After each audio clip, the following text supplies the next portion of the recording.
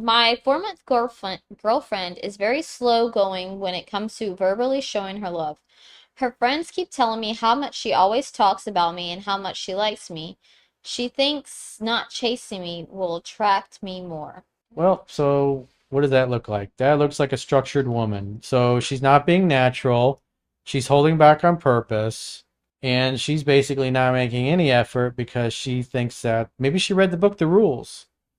So this is why I say don't date structured women because this is the kind of shit you got to put up with. But you guys don't take me seriously and then you do it anyways. So good luck with that. What if she feels you falling back and then she starts matching energies? Well, at the end of the day, she's just not acting natural. Mm-hmm. She wants to reach out. She wants to talk to him more. She wants to see him more, but she's holding back on purpose. Yeah.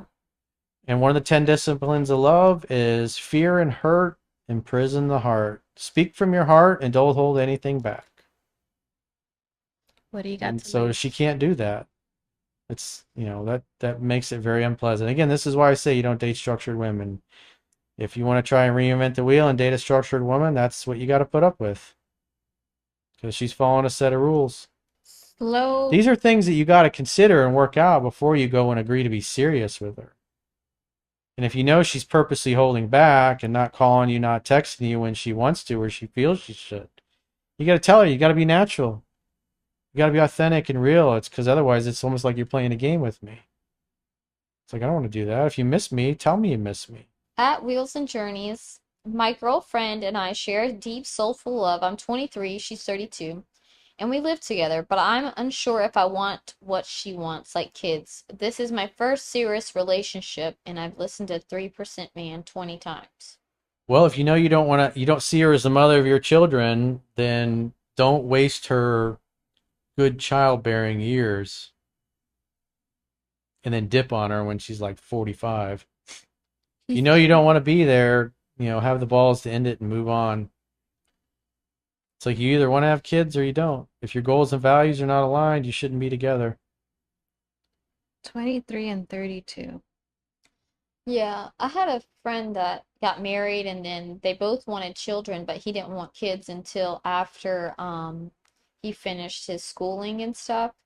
And so that was around like 33, and she's like 5 years older than him. And by the time he got done, she was 38.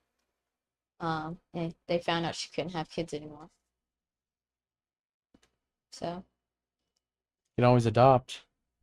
yeah, but they got a divorce. Or knock up a hotter younger chick. They got a Or divorce. you can either adopt or get a divorce. Yeah.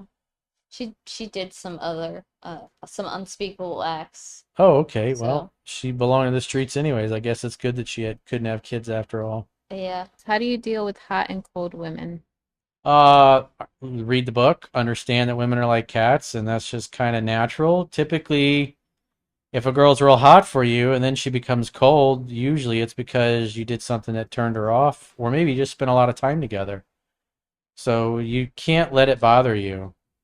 That's why you got to learn the book backwards and forwards. That's why I tell these things. Like, majority of the time when I talk to guys in phone sessions and they're having problems, and they're like, "Yeah, I've been following you 3 years." I was like, "How many times you read the book?" "Oh, twice." I was like, "Twice in 3 years? Why is that?"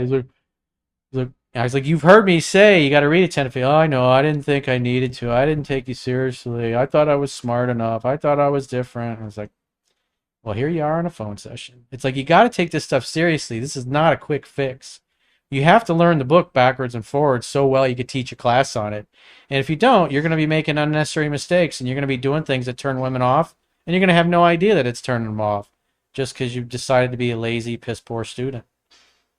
Life is harsh, it's difficult, and women only care about how they feel about you. If you want to fucking half-ass it and be lazy and think, you just pick up a little bit from a video here and there, thumb through the book once or twice, and that's gonna fix your issues.